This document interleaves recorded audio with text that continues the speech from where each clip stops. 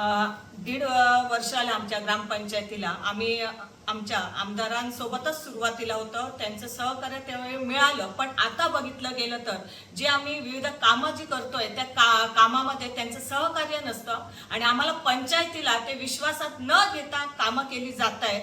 त्यामुळे आम्ही आता या लोकप्रतिनिधी सोबत नाही आहोत, तर आम्ही सरकार सोबत आहोत. आमची ही जी आता ग्रामपंचायत आहे ती स्वतंत्र आहे, इंडिपेंडंट आहे. आज प्रत्येक जण एक लोकप्रतिनिधी म्हणून निवडून येता, त्यांना त्यांनी हे करपाचे न्हू की हो माझो मनीस तो माझो मनीस. त्यांना लोकप्रतिनिधी म्हणून असतात, त्यांना त्याका दुश्मनय सारखो आणि सगळी प्रजा सारखी.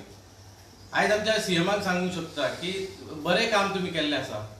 तसेच आज आमचे शाळेचे सुपुत्र म्हणटा की आज माविन गुदिनो हांगा शाळांत रावता, पंचायत मिनिस्टर आहा, बऱ्यापैकी ते आमकां सहकार्य करतात. सीएमय बऱ्यापैकी सहकार्य करतात. पण ही जी कितें घडामोडी चल्ले किंवा जे कितें बिचोलेन घडटा हे आम्ही योग्य रित्या सगळे सीएमाकडे मांडटले, सीएमाच्या फुड्यान वचून मांडटले.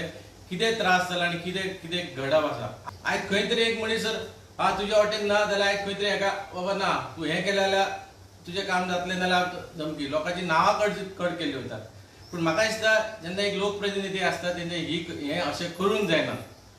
तेणी एक बरें कार्य करपाक जाय, सगळ्यांक लोकांक घेवन चलोवंक जाय. पण दादागिरीची भाशा किंवा धमकीची भाशा हे करप बरें न्हू. आज प्रत्येक गांवांत प्रत्येक मनशाक जर आज विचारात जाल्यार प्रत्येक मनशाकडे सुडाचें राजकारण,